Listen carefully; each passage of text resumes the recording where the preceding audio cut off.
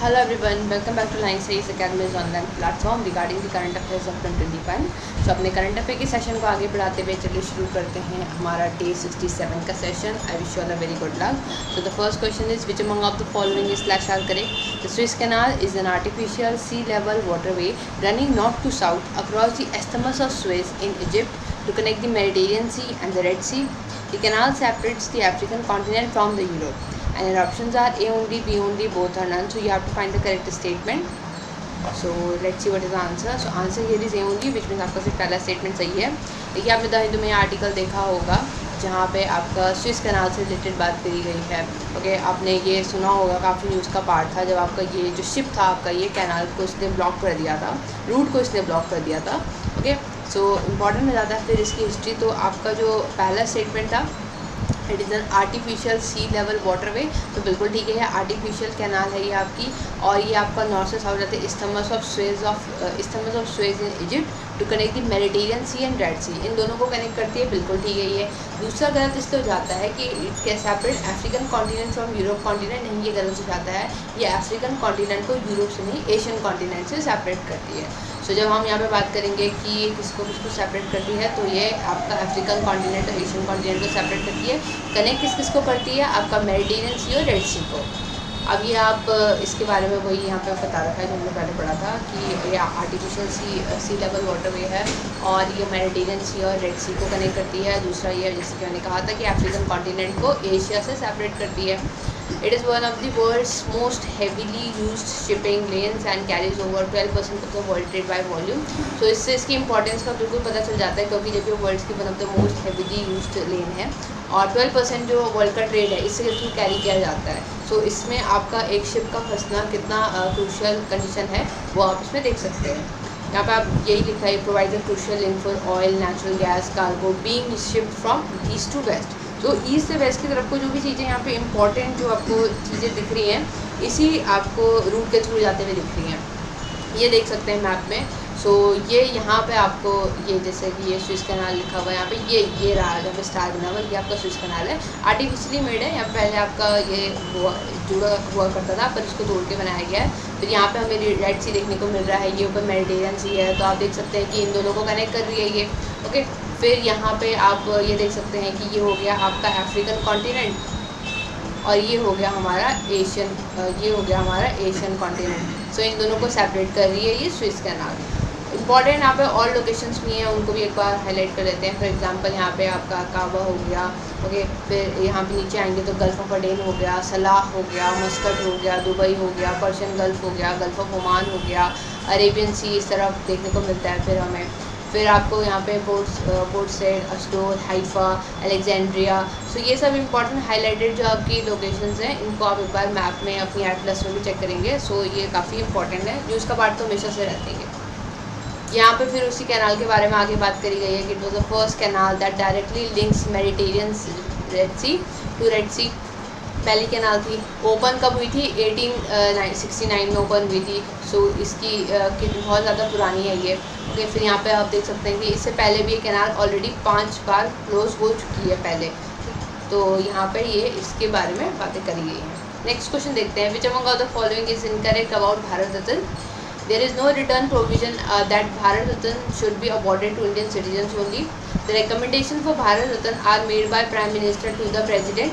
The number of yearly awards is constrained to maximum of 5 in specific year, and the last is none of the above. So आपको incorrect statement बताना है भारत रत्न से related. Answer होगा इसका सी, विच means आपका third statement गलत हो जाता है. द हिंदू में आपने ये आर्टिकल देखा होगा जहाँ पे ये बात करी गई है कि डॉक्टर्स को भी आपका भारत रत्न मिलना चाहिए. ओके सो फिर हमारे लिए स्टार्टिंग पोर्शन तो इम्पॉर्टेंट होता ही है. पहला स्टेटमेंट बिल्कुल ठीक है, कोई रिटर्न प्रोविजन नहीं है ऐसा कि भारत रत्न सिर्फ आपका इंडियन सिटीजन्स को ही मिलेगा. दूसरा बिल्कुल ठीक है, यहाँ पे जो आपका रिकमेंडेशन होती है वो प्राइम मिनिस्टर करते हैं प्रेसिडेंट को. तीसरा गलत इसलिए हो जाता है क्योंकि यहाँ पे जो नंबर स्पेसिफाई किया गया है ये 5 नहीं 3 है. ओके और फिर इसके बारे में अगर हम और डिटेल में देखें तो ये इसको jewel of the India highest civilian award होता है कंट्री का. Exceptional service to the nation in various field जैसे साइंस हो गया, आर्ट्स हो गया, आपका literature, recognise public service of highest order. So यहाँ पे मिलता है. याद रखिएगा भारत रत्न आपका पोस्टॉमसली भी मिलता है, मरणोपरांत भी मिलता है. तो जब ये आपका स्टार्ट हुआ था भारत रत्न देना, सो उस टाइम पे आपका ये पोस्टमोसली नहीं मिलता था, बट ये बाद में आपका ऐड किया गया 1966 के थ्रू ये ऐड करा गया। सो आपका जब डिक्लेयर हुआ था 1954 में, उस टाइम ये पोस्टमोसली नहीं मिलता था, इम्पॉर्टेंट हो जाता है। और किसने इस्टेब्लिश करा था? जो प्रेसिडेंट थे राजेंद्र प्रसाद, उन्होंने 2 जनवरी 1954 को इस्टेब्लिश किया था। पहला भारत रत्न किसे मिला था? सर्वपल्ली राधाकृष्णन, जो कि हमारे पहले वाइस प्रेसिडेंट भी थे। और फिर सीवी रमन, चक्रवर्ती राजगोपालाचारी को 1954 में मिला था। सचिन तेंदुलकर पहले वो स्पोर्ट्स पर्सन थे और यंगेस्ट भारत रत्न रिसिपेंट हमें देखने को मिलते हैं। तो ये बेसिक डिटेल्स हैं, सारे एग्जाम्स के पर्सपेक्टिव से इंपॉर्टेंट होती हैं। नेक्स्ट क्वेश्चन की तरफ बढ़ने से पहले आप ये देख सकते हैं कि यहाँ ये इंपॉर्टेंट हो जाता है कि ये जो भारत रत्न होता है ये आपका ब्रॉन्ज का बना होता है। इसमें आपका leaf of people tree with a Sabras in the centre and Bharat Ratna is engraved underneath it. तो बैक साइड में इसके एम्बलम ऑफ इंडिया बना होता है और सत्यमेव जयते इसमें इंस्क्रिप्टेड होता है देवनागरी स्क्रिप्ट में। याद रखिएगा इसके कुछ मॉनेटरी इसमें कुछ नहीं कैरी करता है ये, सो ये इंपॉर्टेंट हो जाता है। Which among of the following is slash are correct? Cabinet is the chief policy formulating body of the central government. The ministers of state can either be given independent charge of the ministries / departments or can be attached to the cabinet minister. Third is deputy ministers are attached to the cabinet ministers or the ministers of state and assist them in their administrative, political and parliamentary duties. और आपके options हैं A only, B and C only, all of the above, C only. So आपको correct statement बताना है। Answer होगा इसका all of the above, which means आपके सारे स्टेटमेंट सही हैं। सो आपने यहाँ पे देखा होगा कि ये काफ़ी न्यूज़ का पार्ट है कि बीजेपी ने अपनी जो कैबिनेट है उसे एक्सपेंड करा है। ओके, सो हमारे फिर पॉलिटिकल रीजन इंपॉर्टेंट हो जाते हैं, ये चीज़ इंपॉर्टेंट होती है। तो कैबिनेट पहला बिल्कुल ठीक है, ये चीफ पॉलिसी फॉर्मुलेटिंग बॉडी होता है सेंट्रल गवर्नमेंट का। दूसरा बिल्कुल ठीक है, एक तो आपका कैबिनेट डेजिग्नेशन होता है, उसके बाद फिर जो सेकंड नंबर पर हमें देखने को मिलता है ये होते हैं मिनिस्टर ऑफ स्टेट। तो या तो इनको इंडिपेंडेंट चार्ज भी मिल सकता है या फिर इनको अटैच भी किया जा सकता है किसी कैबिनेट मिनिस्टर के साथ। तीसरा हमें देखने को मिलता है डेप्यूटी मिनिस्टर, तो ये भी आपको देखने को मिलते हैं कैबिनेट मिनिस्टर्स के साथ या मिनिस्टर ऑफ स्टेट के साथ अटैच कर सकते हैं ताकि उनको थोड़ा असिस्ट कर सकें ये अपनी ड्यूटीज़ परफॉर्म करने में। यही बातें यहाँ पे लिखी गई हैं। फॉर एग्जांपल आपका आर्टिकल 74 है, यहाँ पे बात करी गई है कि आपका एक काउंसिल ऑफ मिनिस्टर हमारे पास होगा। फिर आर्टिकल 75 में उसका अपॉइंटमेंट, टेन्योर, रिस्पॉन्सिबिलिटी, क्वालिफिकेशन, वो सैलरी अलाउंसेस इसकी बात करी गई है। 3 कैटेगरीज होती हैं काउंसिल ऑफ मिनिस्टर की, पहले आपके कैबिनेट मिनिस्टर हो गए, मिनिस्टर ऑफ स्टेट हो गए, फिर आपका डेप्यूटी मिनिस्टर हो गए। इन सब को हेड कौन करता है? आपका प्राइम मिनिस्टर इनको हेड करता है। तो फिर यहाँ पे उन्हीं के बारे में डिफाइन करा हुआ है जो हमने ऑलरेडी पीछे डिस्कस कर लिया है। Discuss the incorrect statement. Section 66A of IT Act defines the punishment for sending offensive messages through a computer or any other communication device like a mobile phone or tablet. A conviction can fetch a maximum of 3 years in jail and a fine. And your options are A only, B only, both are none. So you have to find the incorrect statement. इसका answer होगा आपका none, which means आपके दोनों statement सही हैं। सो आपका IT act यहाँ पे ये बात कर रहे थे। सो आपने यहाँ पे ये न्यूज़ में देखा होगा कि आपका जो 66A जो सेक्शन है आपका IT एक्ट का, उसके वो फिर से आपका न्यूज़ का पार्ट है। श्रेया सिंगल केस में आपने ये न्यूज़ में सुना होगा इसके बारे में। अगेन ये फिर आपका जुडिशरी ने इस पर कुछ अपना जजमेंट दिया है। सो पहला स्टेटमेंट बिल्कुल ठीक है। Section 66A of IT act defines the punishment for sending offensive messages through computer और any other communication device like a mobile phone और टैबलेट। सो यहाँ पे पनिशमेंट दी गई है, बिल्कुल ठीक है। दूसरा, conviction can fetch maximum of 3 year in jail and a fine. तो फाइन और इम्प्रिजनमेंट दोनों का प्रोविज़न इसके अंदर दिया गया है।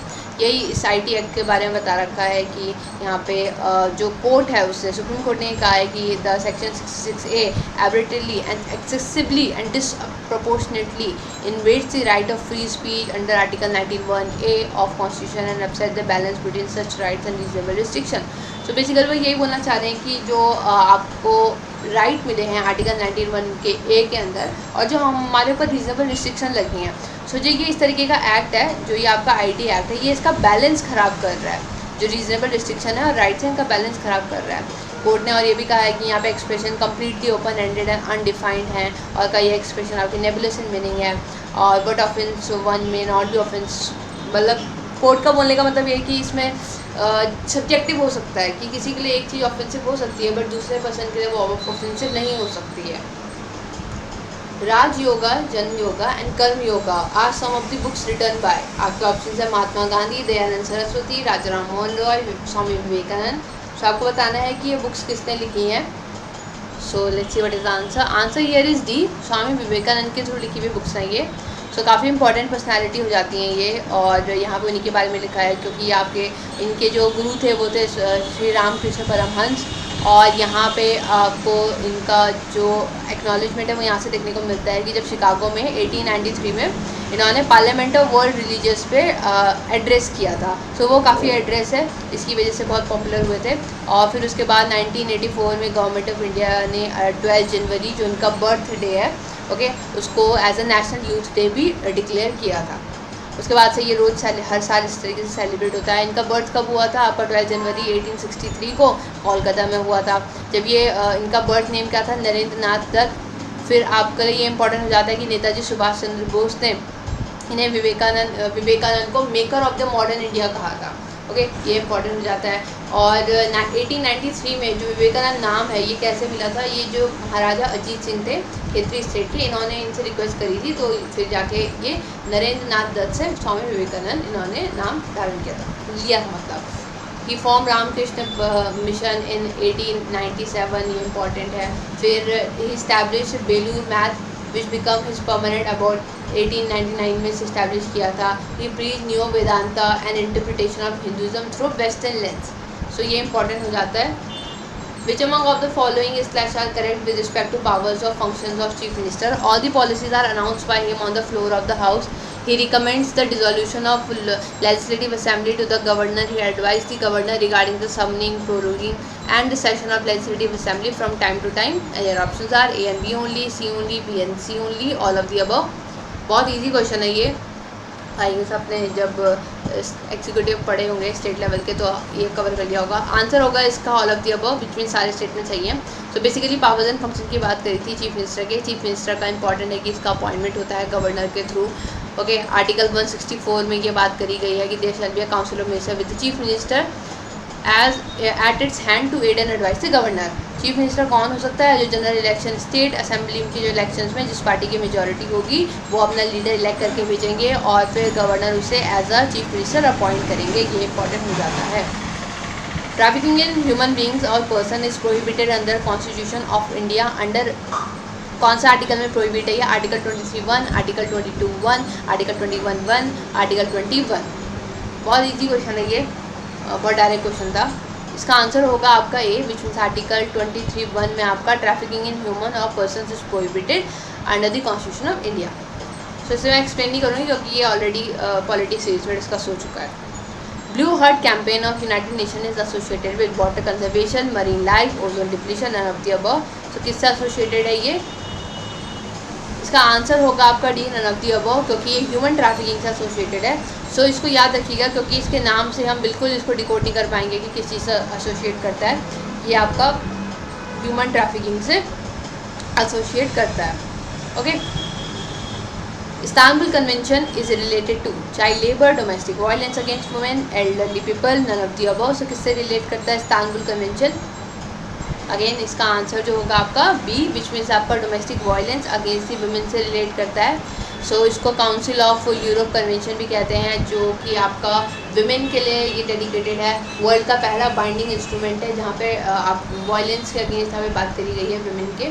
Okay, when a government ratify the convention they are legally bound to follow it. Convention adopted by committee on 2011 और ये मिनिमम स्टैंडर्ड्स भी सेट करते हैं। लास्ट क्वेश्चन आज का, Zionism is associated with Christianity, Parsis, Islam, Jewish. आपको बताना है कि जियोनिज्म जो है वो किससे एसोसिएट करता है। आई गेस इसका प्रोनाउंसिएशन कुछ और होगा बट आप देख सकते हैं। इसका आंसर होगा आपका डी, विच मीन ज्यूइश से रिलेट करता है ये। सो बेसिकली आपका एक ज्यूइश नेशनलिस्ट मूवमेंट है।